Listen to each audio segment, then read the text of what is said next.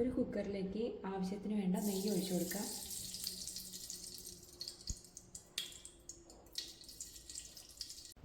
കുറച്ച് സൺഫ്ലവർ ഓയിലൂടെ ഒഴിച്ചു കൊടുക്കുന്നുണ്ട്. പട്ട, ഗ്രാമ്പു, ഏലക്ക ചേർത്ത് കൊടുക്കുന്നുണ്ട്. ഇനി ഇതിലേക്ക് ആവശ്യത്തിന് വേണ്ട സവോള ചേർത്ത് കൊടുക്കാം. ഒരു സവോളയാണ് ചേർത്ത് കൊടുക്കുന്നത്.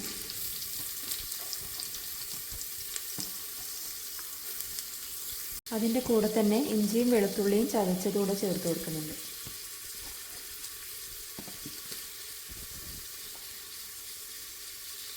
രണ്ട് പച്ചമുളക് എല്ലാം കൂടെ നന്നായിട്ട് ഇളക്കിയെടുക്കാം.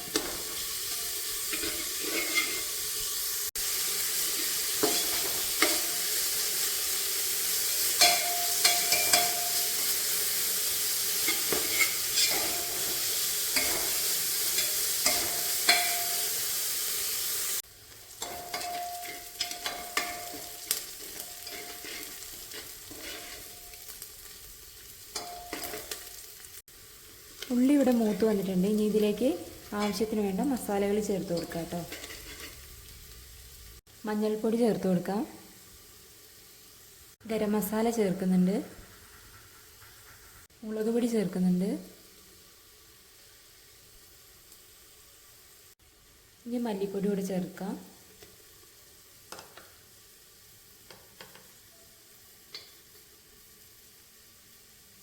എല്ലാം കൂടെ നന്നായിട്ടൊന്ന് വഴറ്റിയെടുക്കാം.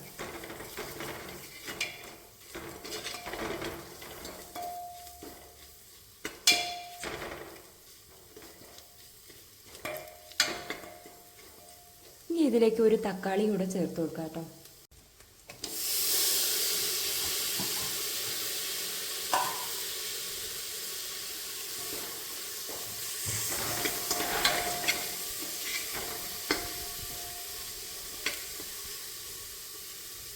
ഇനി ഇതിലേക്ക് അരിഞ്ഞു വെച്ച പച്ചക്കറികളൊക്കെ ചേർത്ത് കൊടുക്കാം കേട്ടോ.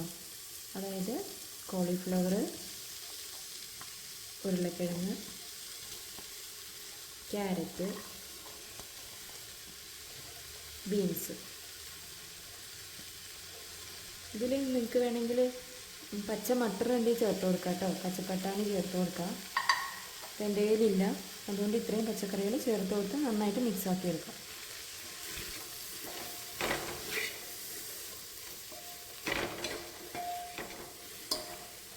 ഫ്ലെയിം കൂട്ടി വെച്ചിട്ട് നന്നായിട്ട് കുറച്ച് നേരം വഴറ്റിയെടുക്കണം കേട്ടോ.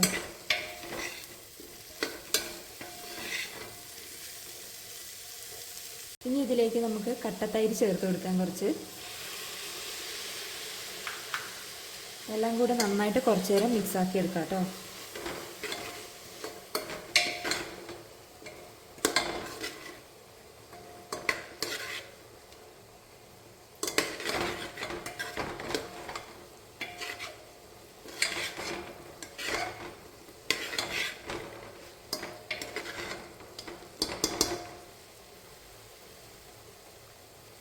ഇനി ഈ മസാലയിലേക്ക് നമുക്ക് കഴുകി വെച്ച അരി ഇട്ട് കൊടുക്കാം കേട്ടോ. 2 ഗ്ലാസ് അരി ഇടുന്നുണ്ട് ഞാനിവിടെ.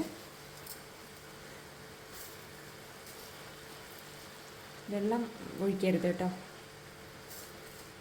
ആദ്യം അരി ഇട്ട് നന്നായിട്ട് മിക്സാക്കി എടുക്കണം. ഇനി നമുക്കിത് നന്നായിട്ട് ഇളക്കിയെടുക്കാം കേട്ടോ. അരിയൊക്കെ ഇട്ട് കൊടുത്തിട്ടുണ്ട്.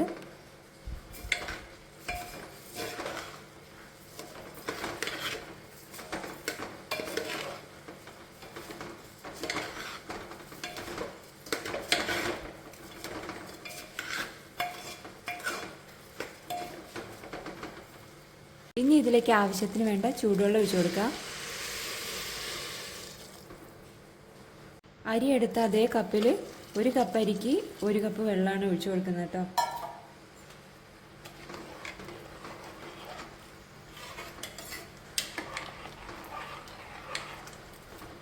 ഇനി ഇതിലേക്ക് ആവശ്യത്തിന് വേണ്ട ഉപ്പ് ചേർത്ത് കൊടുക്കാം.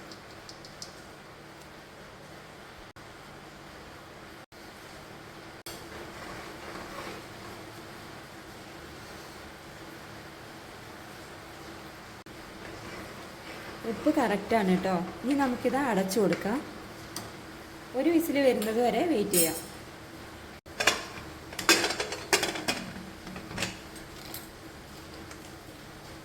കുറച്ച് നേരം ഞാൻ സിമ്മിലിട്ട് കൊടുത്തിട്ട് അതിന് ശേഷം ഹൈ ഫ്ലെയിമിൽ വെച്ച് കൊടുക്കുന്നുണ്ട് കേട്ടോ.